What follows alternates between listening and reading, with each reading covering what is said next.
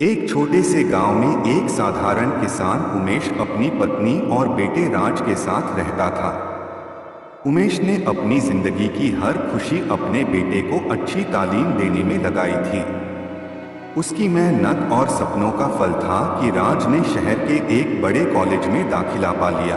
उमेश ने अपने बेटे के सपनों को सच करने के लिए खेती से जो भी कमाई होती उसे जमा कर दिया।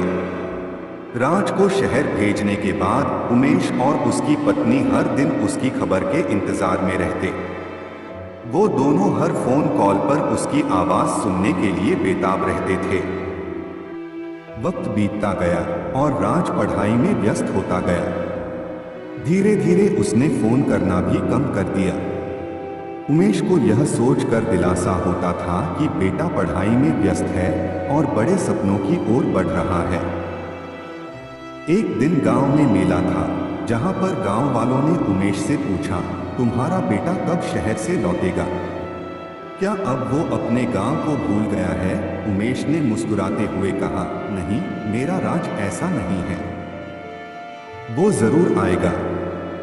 अभी उसे पढ़ाई करनी है, वो बड़ा आदमी बनकर आएगा। लेकिन उसके दिल में कहीं न कहीं एक दर्द छुपा हुआ था, जो उसे अंदर से चुपचाप खा रहा था। कई सालों के बाद जब राज ने पढ़ाई पूरी कर ली और एक अच्छी नौकरी भी मिल गई, तब उसने सोचा कि माँ बाप से मिलकर आए। लेकिन वह अपने व्यस्त जीवन में उलझता गया और गांव लौटना बस एक ख्याल बनकर रह गया। उमेश की तबीयत भी धीरे धीरे खराब होने लगी थी। उसकी आंखें हर दिन दरवाजे पर बेटे के लौटने की आस में टकटकी लगाए रहती। एक दिन अचानक उसकी हालत और बिगड़ गई। उमेश ने आखिरी बार अपने बेटे से मिलने की इच्छा जाहिर की, लेकिन राज किसी मीटिंग में व्यस्त था। आखिरकार उमेश ने दुनिया को अलविदा कह दिया। राज जब तक गांव पहुंचा, उसके पिता की चिता जल चुकी थी।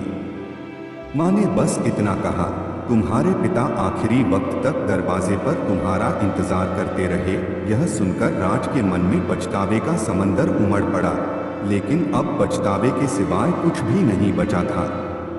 वह समझ चुका था कि उसने जो खोया है, उसे वह कभी वापस नहीं पा सकता। इस कहानी से हमें यह सीखने को मिलता है कि अपने सपनों की दौड़ में माँ बाप और अपनों को कभी नहीं भूलना चाहिए, क्योंकि उनकी जगह कोई और नहीं ले सकता। इस भाग दौड़ भरी जिंदगी में रुकना बहुत जरूरी होता है। अगर नहीं रुके तो राज से सीख लो, नहीं रुकने का अंजाम क्या होता है।